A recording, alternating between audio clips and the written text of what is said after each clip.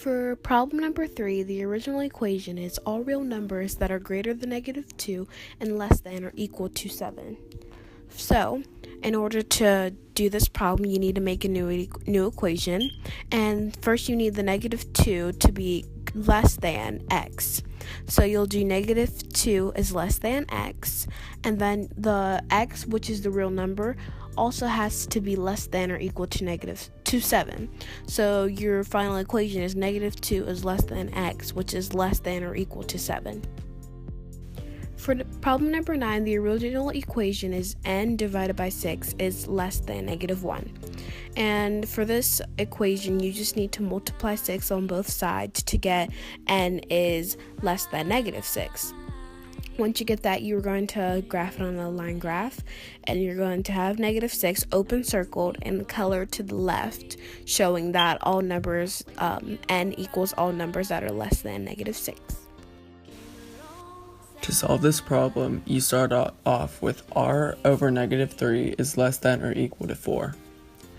You divide by -3 on both sides to get an answer of r is less than or equal to -12. Then you plot your answer out on a number line and shade in the direction the arrow should point.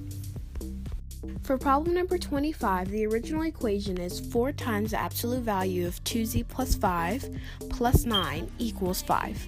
So the first step is to divide 4 on both sides to get the absolute value of 2z plus 5 plus 9/4 equals 5/4. And then you're going to add 9/4 to both sides to get the new equation of the absolute value of 2z plus 5 equals -1. Then from your absolute value equation, you're going to subtract 5 on both sides to get the absolute value of 2z equals -6. And then you're going to divide by 2 on both sides to get z equals -3, which is your first solution. Now, in order to get the second solution, you have to use the same equation from step 3, which was the absolute value of 2z plus 5 equals -1. But instead of it being -1, it's going to be a +1. So you take the equation and you subtract 5 from both sides to get the absolute value of 2z equals -4. Then you're going to divide by 2 on both sides to get the second solution of z equals -2.